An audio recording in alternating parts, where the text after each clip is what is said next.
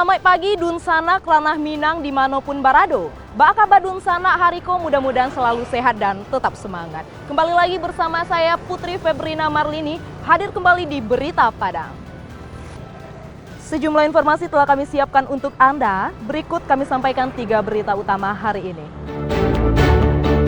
Mahasiswa di Bukit Tinggi menggeruduk DPRD setempat dalam aksi demo 1 September 2025. Pemerintah Provinsi Sumatera Barat memperpanjang jadwal pemutihan pembayaran pajak kendaraan hingga 30 September tahun ini. Ratusan warga Nagari Kapalo Hilalang, Kecamatan 2x11 Kayu Tanam, berunjuk rasa di kantor Bupati Padang Pariaman.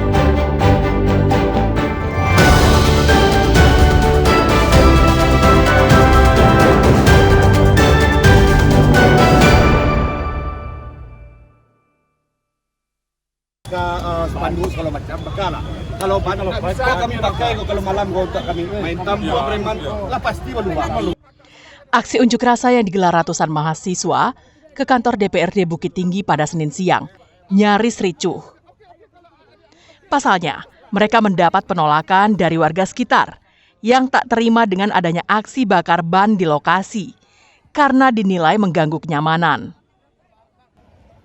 Ratusan mahasiswa dari berbagai perguruan tinggi berbaur bersama perwakilan masyarakat berorasi ke kantor DPRD Bukit Tinggi.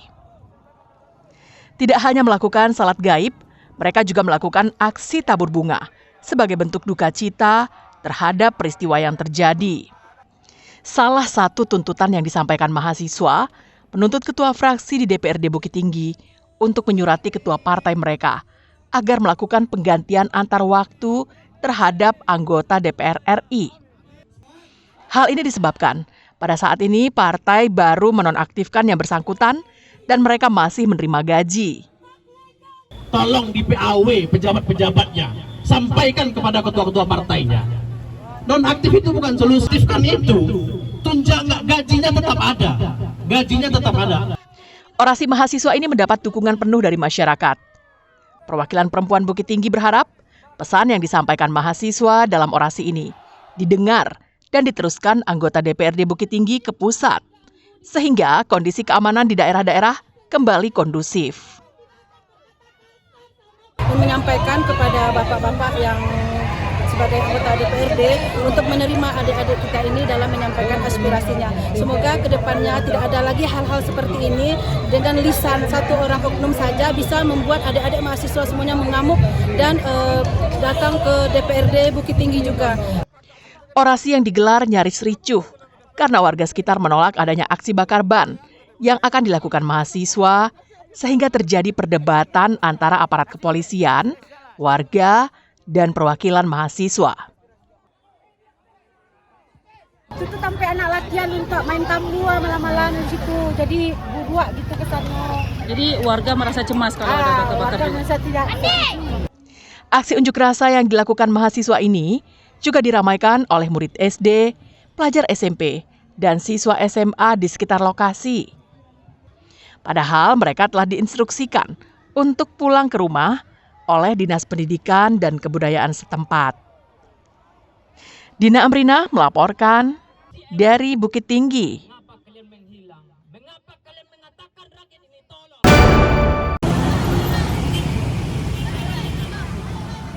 Mengantisipasi hal yang tidak diinginkan, Dinas Pendidikan dan Kebudayaan Bukit Tinggi memulangkan lebih awal peserta didik mereka pada Senin siang.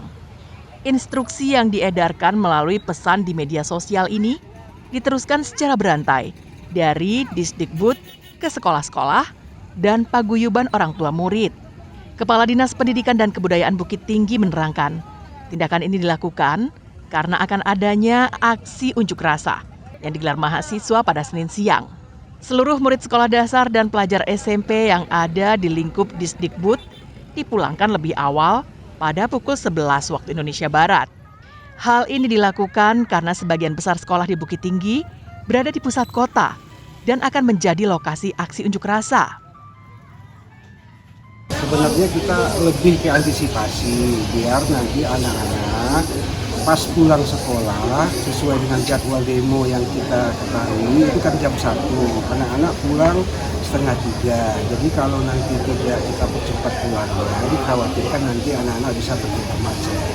Terutama sekali anak SD dan SMP yang memang kewenangan dari Polri.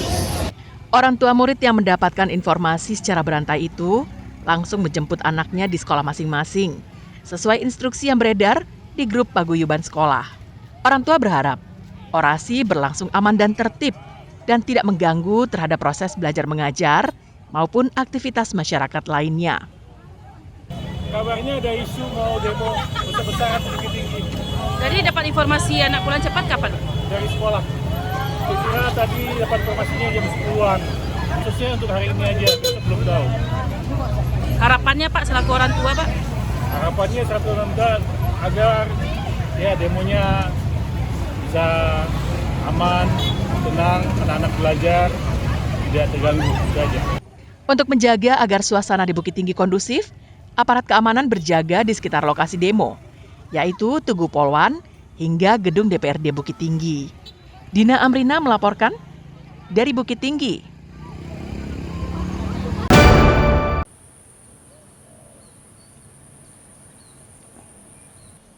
Jika Bukit Tinggi memulangkan peserta didiknya lebih awal, Dinas Pendidikan Padang justru meliburkan seluruh peserta didik, mulai dari taman kanak-kanak, sekolah dasar, hingga SMP.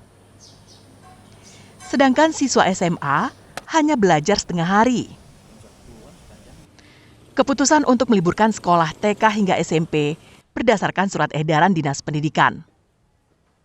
Dalam surat itu ditegaskan, seluruh guru memastikan kegiatan pembelajaran tetap berjalan sesuai jadwal, namun dilakukan secara daring. Hari ini kita kemarin kita ngirim edaran kepada kepala sekolah, terutama tingkat SD, SMP, dan SMA yang menjadi kewenangan kita. Khusus hari ini tanggal Senin 1 September 2025 terkait dengan adanya rencana demo di Kota Padang ya. Jadi kita ingin masyarakat kita tidak crowded dan juga siswa kita terutama yang SMP juga tidak ikut demo karena itu kami hari ini bukan meliburkan tapi pembelajaran secara daring di rumah. Berbeda dengan SD dan SMP, SLTA sederajat di Padang tetap melakukan proses belajar mengajar di sekolahnya masing-masing. Namun hal itu dilakukan hingga pukul 12 siang. Selanjutnya siswa akan dipulangkan. Firdaus, Kepala SMA Pertiwi 1 Padang mengatakan, pada hari Senin banyak juga peserta didik yang tidak datang karena berbagai pertimbangan dari para orang tua. Pihak sekolah pun memaklumi hal tersebut. Namun bagi yang tidak datang, tetap wajib mengikuti proses belajar dan mengajar secara daring. Instruksi terakhir adalah sekolah tetap sampai sholat zuhur baru anak dipulangkan. Nah, di sekolah kita juga demikian, edaran itu kita teruskan kepada wali kelas meneruskannya kepada grup parenting. Sehingga pada hari ini anak tetap hadir, guru-guru juga semuanya hadir. Nah, cuma mungkin kehadiran memang tidak maksimal, karena juga ada orang tua yang khawatir tentang kondisi yang ada. Nah, kita maklumi aja, PPM tetap berjalan seperti biasa. Meski sebagian besar sekolah berada jauh dari gedung DPRD Sumbar, Dinas Pendidikan Padang tetap meliburkan sekolah untuk menghindari hal-hal yang tidak diinginkan. Data pada Dinas Pendidikan Sumatera Barat, dari 420 sekolah dasar, kurang dari 20 sekolah yang lokasinya berada di daerah Ulak Karang. Sedangkan dari 117 SMP, tak cukup 10 sekolah yang lokasinya berdekatan dengan gedung DPRD Sumatera Barat. Robiham melaporkan dari Padang.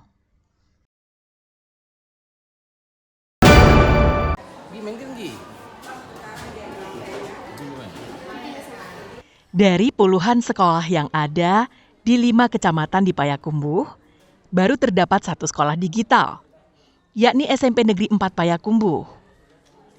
Sementara puluhan sekolah lainnya, baik di tingkat SD maupun SMP, masih berupa kelas digital. Sekolah digital adalah sebuah sistem pendidikan yang mengintegrasikan teknologi informasi dan komunikasi ke dalam semua aspek operasional sekolah, mulai dari proses belajar mengajar, komunikasi antar pihak, hingga administrasi. Sistem ini memanfaatkan perangkat, program, dan konten digital untuk mendukung pengajaran yang lebih efektif, meningkatkan aksesibilitas materi, dan mempermudah pengelolaan sekolah secara keseluruhan. Digitalisasi belajar dirancang untuk menghadirkan pendidikan berbasis teknologi. Sekolah digital, selain memanfaatkan laptop atau media belajar khusus, juga memanfaatkan layar televisi. Upaya untuk terus mewujudkan sekolah digital terus dilakukan dengan menyiapkan guru serta sarana pendukung. Di Payakumbuh ini SMP 1, SD, dan SMP ada 10 sekolah, dan SD itu lebih kurang ada 60-an, itu rata-rata sudah punya kelas digital. Tetapi kita masih mendorong supaya kelas digital ini berubah nantinya menjadi sekolah digital. Menurut pihak sekolah, pembelajaran secara digital dinilai lebih banyak manfaat. Selain proses belajar yang variatif, peserta didik juga bisa lebih aktif. Sekolah juga berharap agar perangkat pendukung terus dilengkapi. Sekolah digital, selain meningkatkan pola belajar peserta didik, juga meningkatkan kapasitas guru. Sekolah digital ini sangat berdampak bagi siswa sendiri, mereka lebih aktif, lebih kreatif, dan lebih termotivasi dalam belajar. Lalu mereka juga memiliki penguasaan IT yang lebih dari teman-temannya, dan itu menimbulkan rasa percaya diri pada siswa-siswa kita. Lalu mereka kaya dengan sumber belajar karena bisa mencari sumber-sumber belajar dari Chromebook dan laptop mereka. Bagi guru sendiri, dampaknya guru lebih kreatif dalam menyiapkan pembelajaran, dan lebih banyak juga sumber belajar yang akan mereka ajarkan kepada anak-anak. Pantauan di lapangan, pelajar di sekolah digital ini hanya memanfaatkan peralatan elektronik sebagai media belajar dan belum mengintegrasikan teknologi informasi dan komunikasi ke dalam semua aspek operasional sekolah. Ikhlasul Ihsan melaporkan dari Payakumbuh.